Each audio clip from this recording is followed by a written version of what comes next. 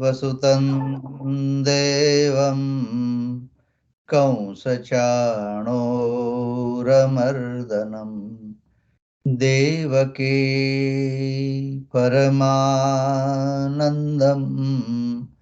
कृष्णं वन्दे जगद्गुरुम्. Those who have joined new, make sure that in all classes, keep your mic muted. Okay? Right. Now, since last week, we have started discussing the new cycle of our Srimad Bhagavad Gita classes. And we just started the introduction towards the Gita. And in that context, we have discussed quite a bit. I will still going into introduction of our holy scripture, Srimad Bhagavad Gita. So, Srimad Bhagavad Gita, of course, it's the book or the scripture, and for us, very sacred book as a Hindu. But bear in mind, it's not limited to the Hindus only. It's a book, it's a scripture for all human beings. Across the globe, there are so many thinkers, philosophers. They took guidance from this Srimad Bhagavad Gita. That the full name is Srimad Bhagavad Gita, and yes, we know as Gita. It's written in Sanskrit, the divine language. People may say Sanskrit is a dead language, but instead I will say it's a divine language. There are 18 chapters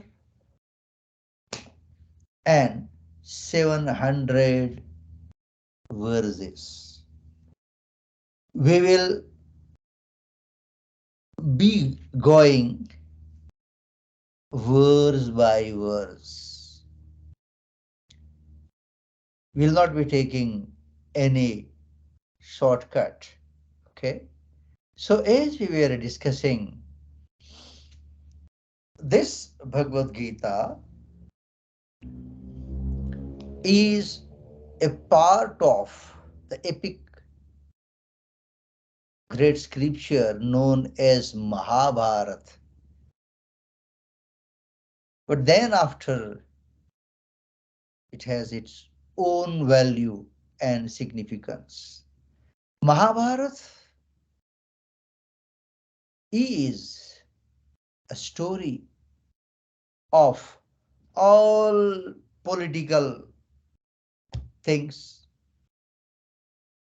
competition, challenges, and ultimately it's a war between Kaurav and Pandav. Pandav were 5 brothers, Kaurav were 100 brothers. Kaurav's father Dhritarashtra, Pandav's father Pandu. Pandu Raja was late. Now, as we were discussing last week, the Kaurav, especially Duryodhan, was not prepared to give the kingdom to his cousins, which was their right. Instead, he has challenged, rather, come to the battlefield and we will see there. Last week we were discussing about Krishna Bhagwan's assistance.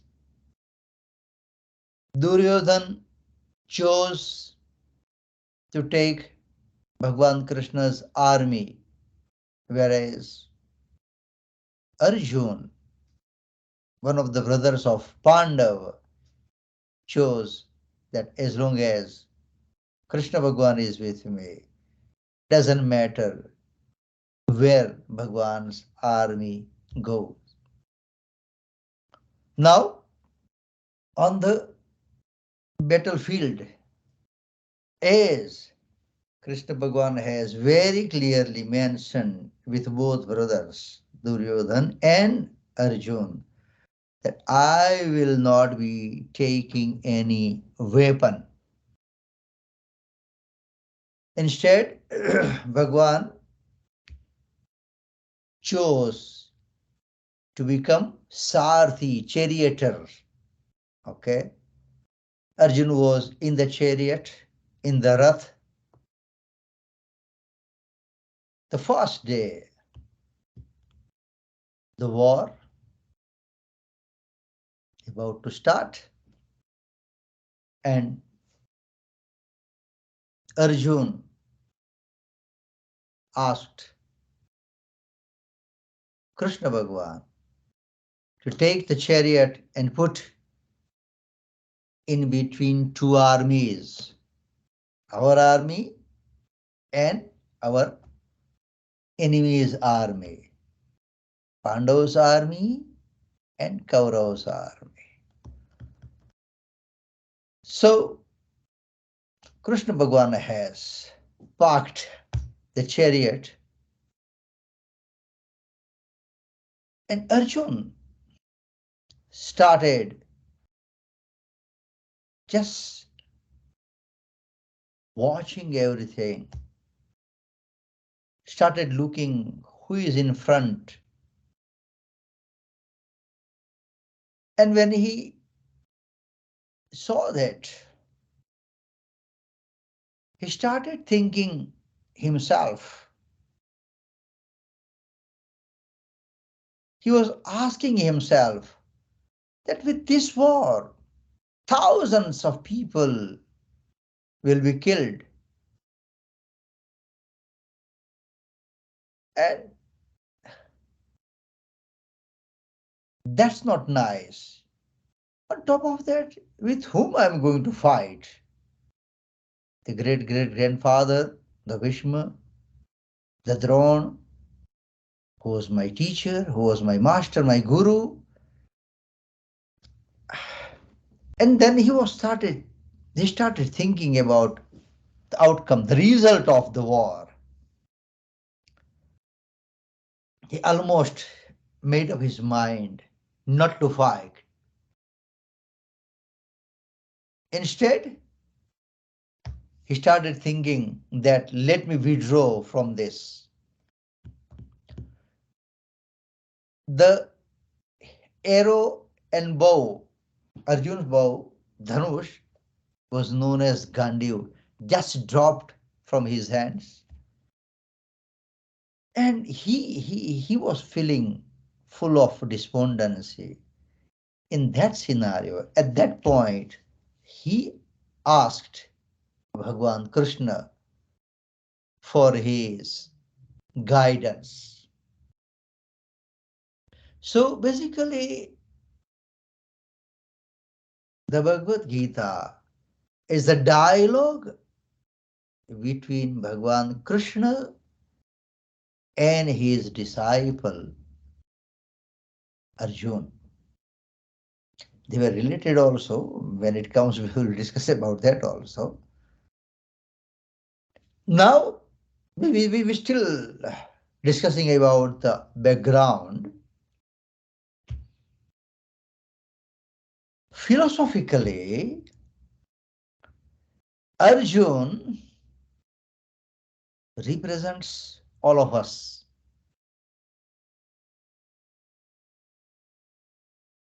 As a human, there are so many questions we have, and as a representative of all of us, Arjuna has asked the questions to Bhagwan Krishna. According to Geeta, our human life also is a war, also is a battlefield, and one has to fight. We can't escape. The message of, it will come so often one after another. The message of Gita to move forward without retreating into the war. We have to, we have to, we have to. On top of that, such a significant scripture, full of wisdom, full of knowledge. But when we study the Gita, Gita does not insist on doing anything like in other books we can find, do this and do that. But gives human being the freedom to make the decision by showing the right path. Towards the end of Gita it comes.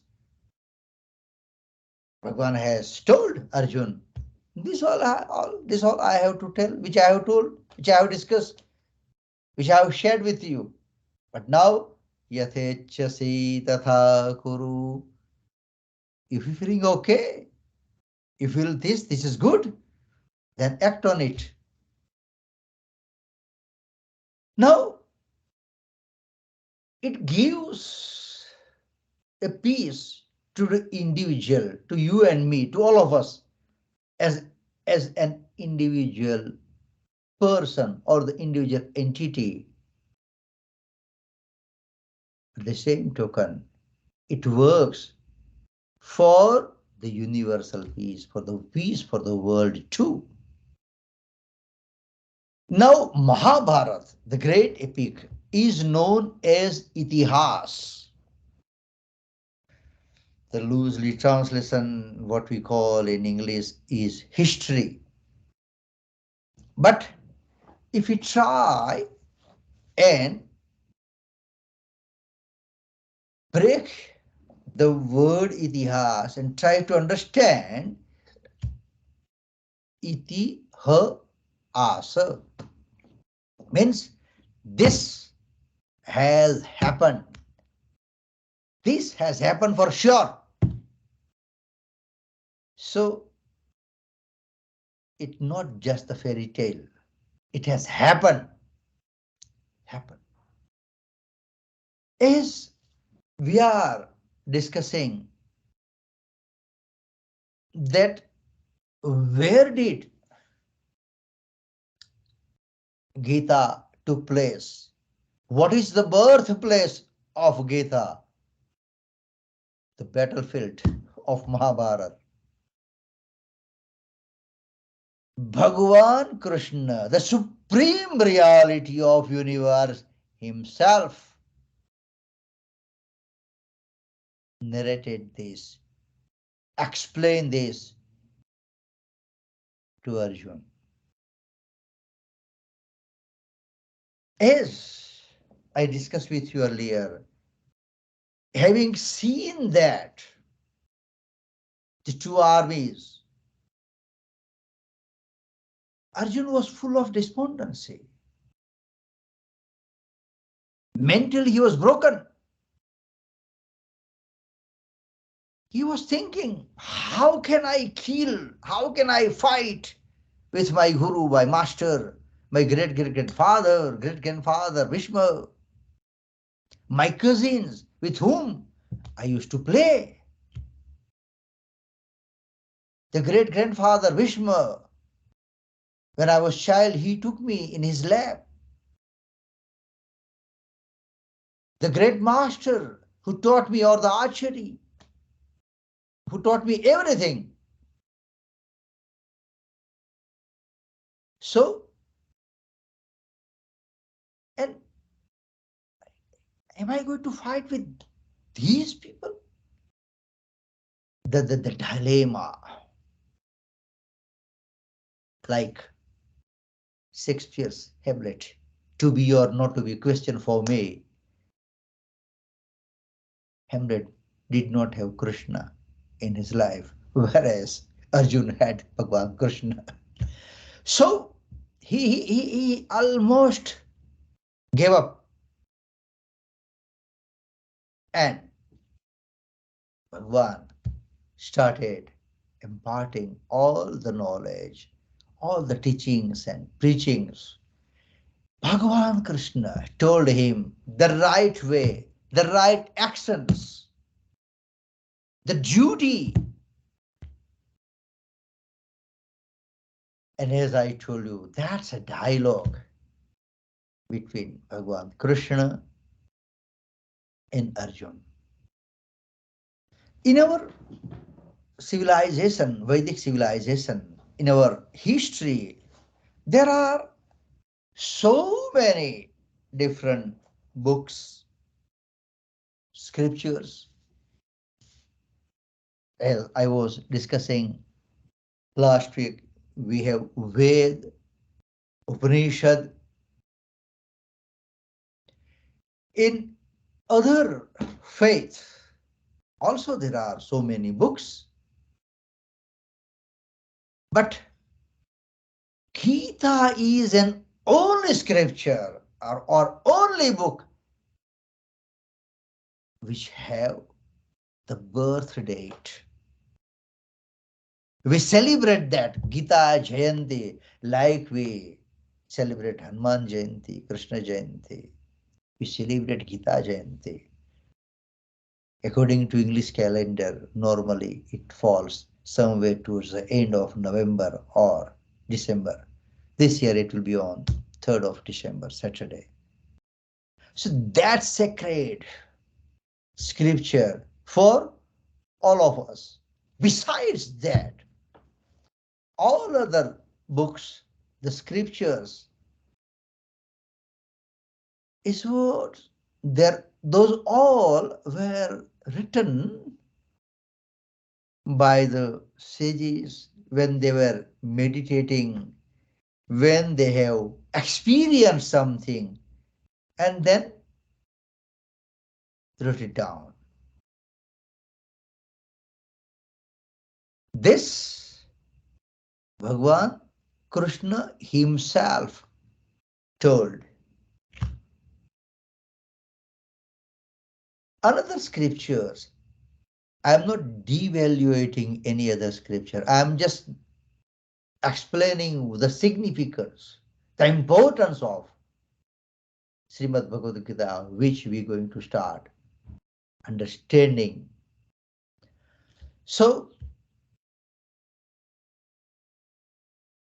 another scripture, what sages, the wise men, the scholar, the seekers of knowledge, when they were writing there, they were full of peace, calm, in good environment. They have written this. Whereas our Bhagavad Gita took place on the battlefield where it's full of tension.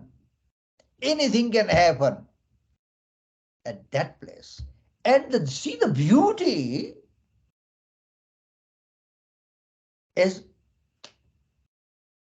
I explained It's a battlefield, ground where they're going to fight. Bhagwan Krishna did not lose his balance. Calm, with healthy mind, without any trouble, without any excitement, full of patience, started saying everything to Arjun. That really we must appreciate. Gita says that doesn't matter, no matter what, not to panic in any difficult, any situation, any troubleful situation. Do not lose courage and keep your mind stable, firm, and calm. So now, when we are discussing this, you might have a question. Yeah, man, that's right. But as we know and we Google but of this and that, it was nearly 5,000 year back. Do I really need it? Do I really need to study? Is it really for me? Yes, it's for everybody. It's for you, it's for me, and it's for all. For an example, there's a young person. For him, Gita says how to live life. There's an old person, again, how to live life. For the young, Live. For the old, Leave. Or to know how to die, how to live the life and how to die, how to exit from this material world. If there is a person full of ignorance, Gita is there for wisdom. There is a learned person, Gita is there for humility. The person full of wealth, rich, for those, compassion. There are people in the world who are dreamer, how to fulfill your dream. In this world, you'll find there are weak people. Gita will provide them strength.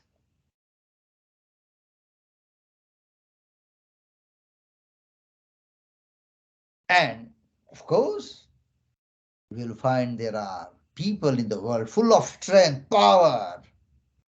Gita will give them direction. You have to use your power. You have to use your energy. There are people will find in the world very tired. Those poor, that person, Gita will act a role to provide a rest.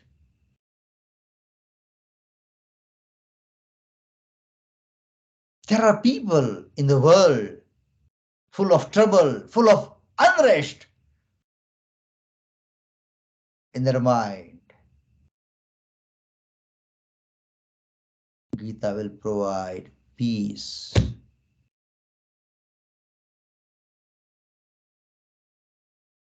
There are people in the world full of doubt.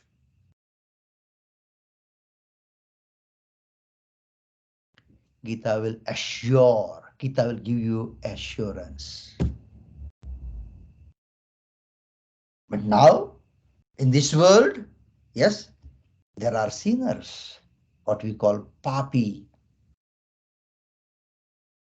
Gita will work for their salvation.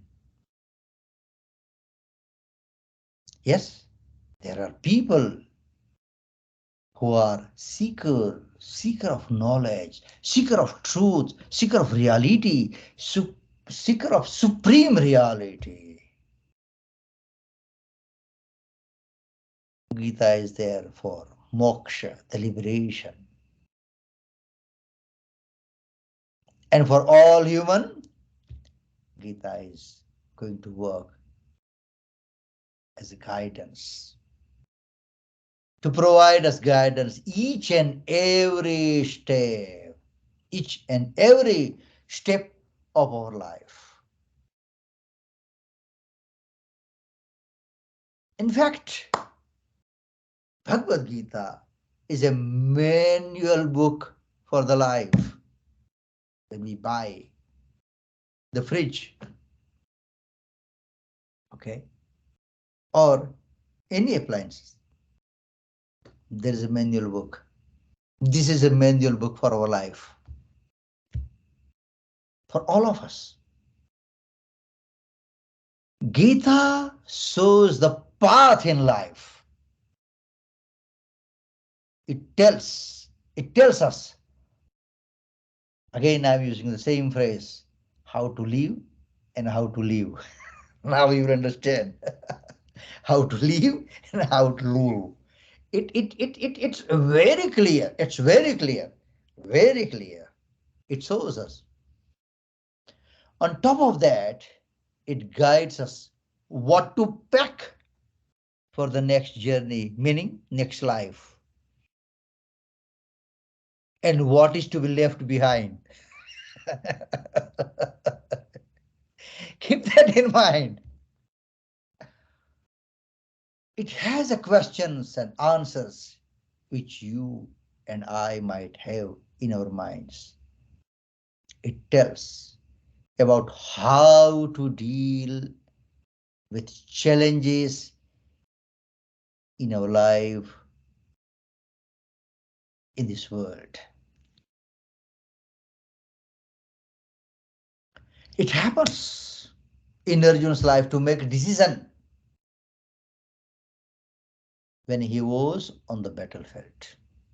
And against him, there were all family members, friends, relatives, cousins. But it guided. Arjuna was guided by Bhagwan's teaching. This scriptures represents on the battlefield that all the time goes on in our mind. Yeah, the battle is there all the time. That Kurukshetra where it took place, that is one.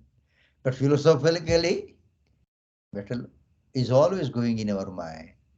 And is to understand how we can overcome difficulty, self-doubt, and finally, how to live a life of truth and to fulfill the purpose of life.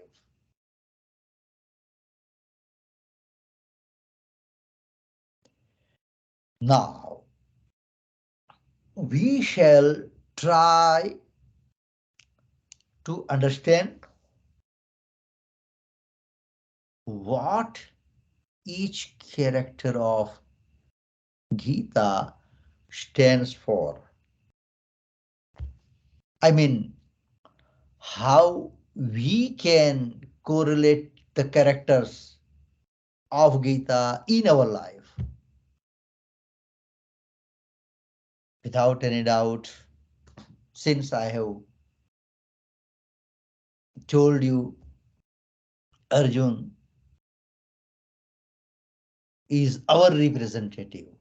So the Arjun We all are Arjun. We are full of doubts, worries, and habits. So the Arjun represents all of us. We are always on the battlefield of life, facing all the different parts of ourselves that stop us from realizing our true nature.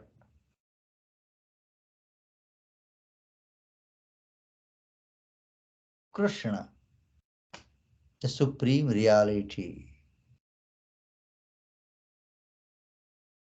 the Atma, resides in our body. Bhagavan has told this in the 15th chapter, 15th verse. Yeah, when it comes, we will go in detail. But Bhagavan has told, Sarvasya chaham pradisannivishto.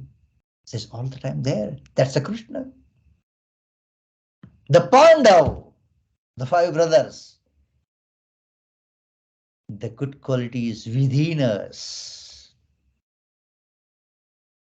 The Kaurav, 100 brothers. The evil qualities within us. See that? We as a human, less the good quality and more evil qualities. And bear in mind, I always use the word we, not you. We. So I'm part of you. The chariot is our body. Now, where there is a chariot, there are horses. Chariot can't go without horse or the horses. The horses, our five senses. Five senses. Now, if these five senses are guided and controlled by Atma, who is residing, controlled by Krishna, we will be able to realize our true nature.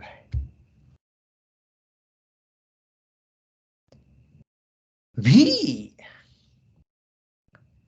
have to ask ourselves in this life, Bhagwan has granted beautiful human life to us. Am I playing my part fully? Are we living our life purposefully?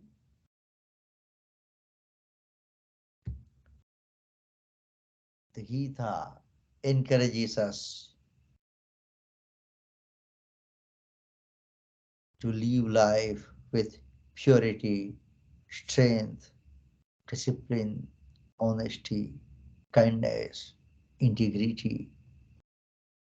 These are the qualities we must try to imbibe in our day-to-day life.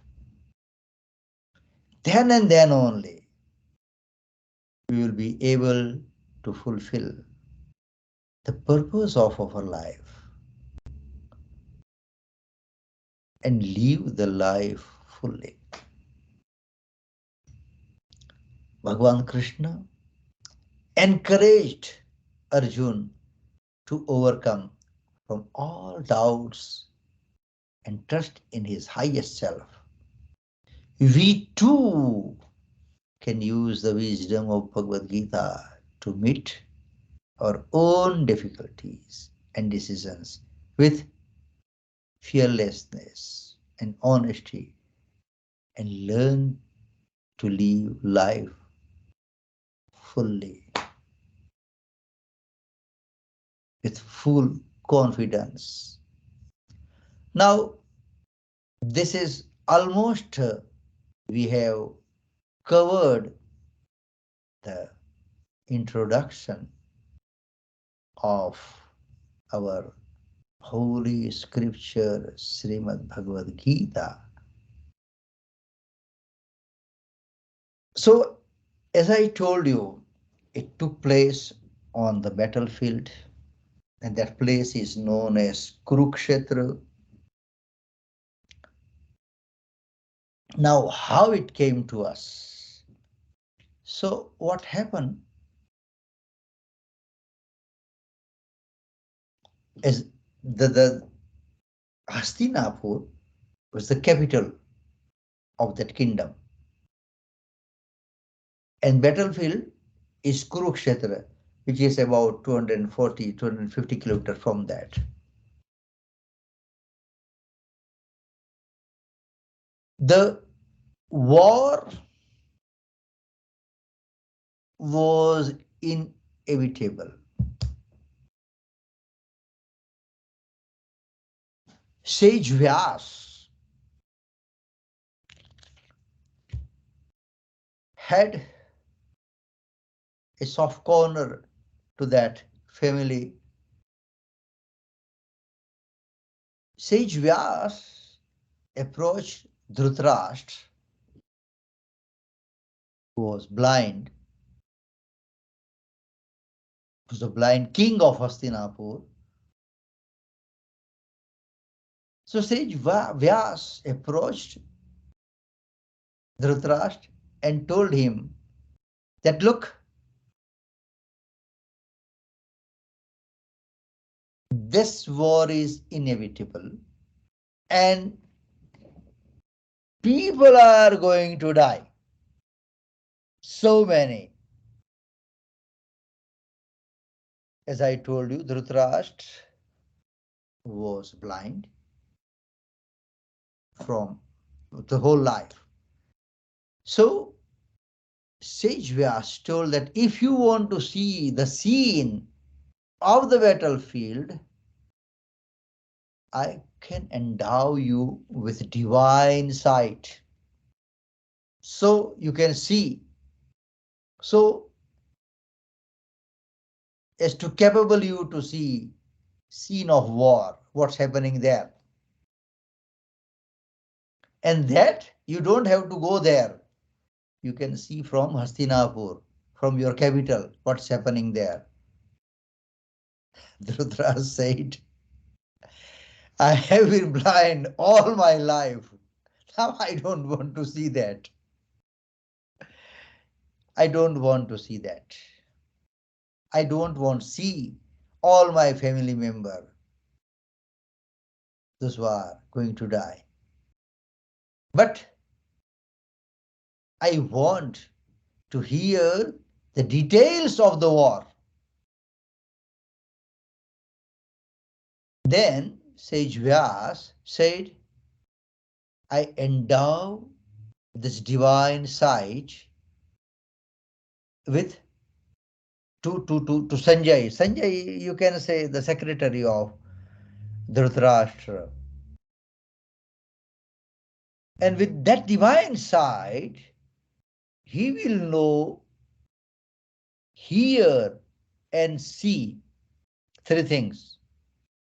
He will know, hear, and see not only the incidents of the battlefield, but also the ideas in the minds of the warriors. And he will narrate this to you. So, Sanjay telling this to Dhritarashtra. Sanjay was telling, narrating everything, what was going on the battlefield. The whole dialogue between Krishna Bhagwan and Arjun. Okay. So, as it is scheduled here in our extension 1, the load shedding at 8 o'clock. Okay. So, I'm going to conclude that. Okay. And we will be chanting the 73rd verse, reciting the 73rd verse of 18th chapter, followed by the Arthi. Those who are new, those who have joined new to our classes, within next week or two, we will make the necessary arrangement for them to get the Arthi and that 73rd verse of Bhagavad Gita. As I always say that whatever you have understood, whatever you have liked, All credit goes to our sages, the great men, the scholars. Absolutely nothing belongs to me. I have just shared this with you. So there is no copyright from myself, from my side on this. Those who have missed the last week's class, I have uploaded this on the YouTube, and I will share the link on our Skype, so you can go to that. And we have decided to upload the video every week, so at least it will be a good reference for everybody, and of course for my record also, okay. So 73rd verse of 18th chapter, and then we'll be chanting the arti. And as I shared with you that Lord said in his schedule, in that time he stops. Okay, then we must assume this class is over. Okay. नष्टो मोहः स्मृतिर्लब्धा त्वत्प्रसादान्मयाच्युत स्थितोऽस्मि गतसन्देहः करिष्ये वचनं तव। ॐ